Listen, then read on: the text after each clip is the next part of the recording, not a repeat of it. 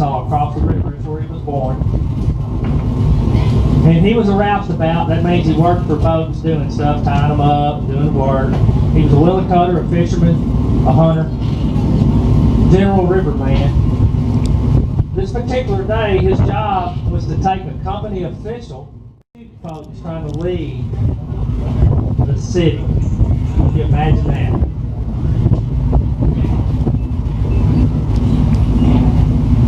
Like I said, I told some folks up here, this is a privilege for me to do this, and I'm relatively new at it, and I'm going to get better. But I have some cards to help me, so y'all be patient with me. The gentleman that normally does this is absolutely wonderful. One thing that I really like about this area is its history, the Indians that were here before the city. So I really wanted to present some things about the time before Memphis. This bluff has incredible history, predating the city. This area began thousands of years ago with succeeding cultures of indigenous peoples, first of which were settled by the Mississippian culture. Have you ever seen pictures of old Indians? They're the ones that look like they had a big old squash on their head, doesn't it, dude? But they're the ones that were from this whole area. And they had mounds built, and you'll see one real shortly, all up and down this river. And this area has attracted people since the beginning of the time because of the height of the bluff that Memphis sits on. It's the highest ground around here. So when the floodwaters came, guess where they were safe? That's right up on top of that bluff right there. So that's where the Indians were. They actually came from Mexico, Arizona, the southwest region. There's information that the Mississippian tribe had about this group of Indians that just came up out of the ground. They thought, well, what happened is where they came from Mexico by the government, a group of investors, John Overton, James Winchester, and General Andrew Jackson, who became our 7th president, from the Chickasaws, and they ticket to go east or west. You had to wait a little while. I don't know if they had bars back then or not. I imagine they did. But anyway, that security guard, he left. A few years ago, we had a terrible hurricane down south called Katrina. I'm sure that some of you may have heard of that. Done a lot of damage. That storm was so vast that it impacted inland. I have no idea how this guy got that fish in that boat and how it didn't whoop the motor off of it once he got it in there. I think they must have shot it. Truly do think they did that. The cars, the horses went over. The problem was, to treat wood back then, they used an old thing called creosote, but it's really flammable.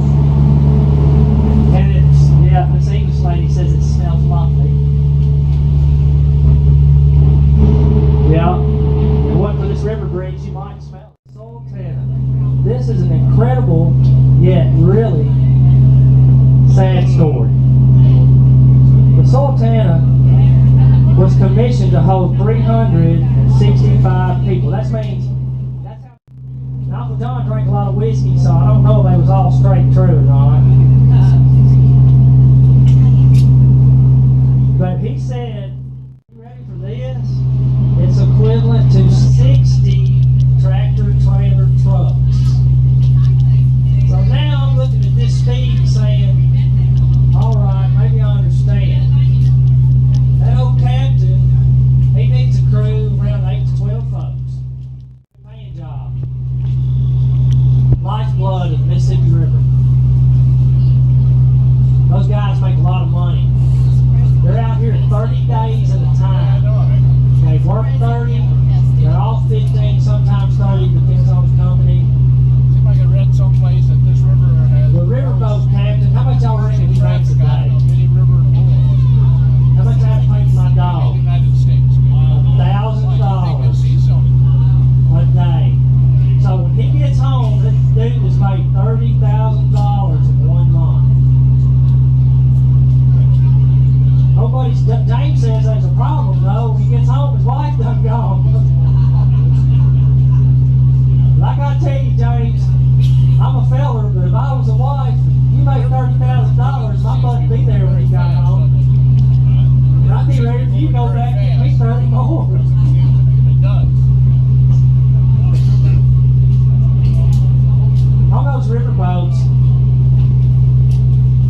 I talked us right past it downstream, but where the Sultana, I'm sorry, where the McPherson was taking the train cars back and forth down there, y'all might have noticed a little building right there.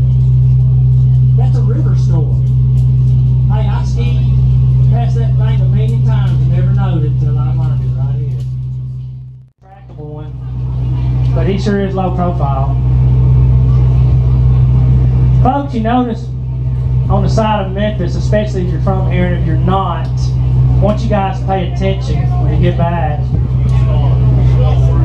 We have something on the bank over there called a cobblestone. Anybody knows what cobblestones are? I think we got a lot of folks close by here. You know, Memphis is alive because of cobblestones. A lot of people don't know that. It's a pretty little insignificant thing. So the sales ships had stuff to take back. What we had back then that was as important as the rice they brought in. But you just imagine back over 100 years ago, them dudes got wet. They didn't have ways to dry them as they were harvesting them now. Because they harvested them by hand back then. They picked all that cotton. But when they put that cotton bale, minimum 500 pounds, when they put it over here, we're pretty ingenuity. There all them stones was laying on the bank. Mississippi River rises and falls. Now y'all see it's falling down. You notice there's a lot of mud everywhere. There's rock right here, but everywhere else it's mud. He probably had some extra room. And he looked over and he said, you know what, we're going to put some of them stones in here and take them upstream, put them on the Memphis bank. Well, they bought a few up here. They brought enough to cover 100 acres. Our cobblestones is a National Historic Landmark. Also did it in St. Louis and Cincinnati. They're all gone now. They don't have theirs anymore. And ours are really in disrepair. They're working on it. But as soon as that happened, guess what happened in Memphis? It became the #1 port. Because of the cobblestones. Wow. We immediately became the #1 lumber capital. #1 cotton capital. Mississippi River. Now I have seen that. I gotta tell you, it's crazy. It is the exact scale model of the Mississippi River. Anybody know where the Mississippi River starts?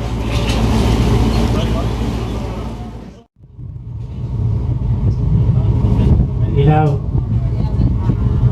it's pretty cool that we recognize stuff like that. That's why we're still a country. We're still unified. Hallelujah.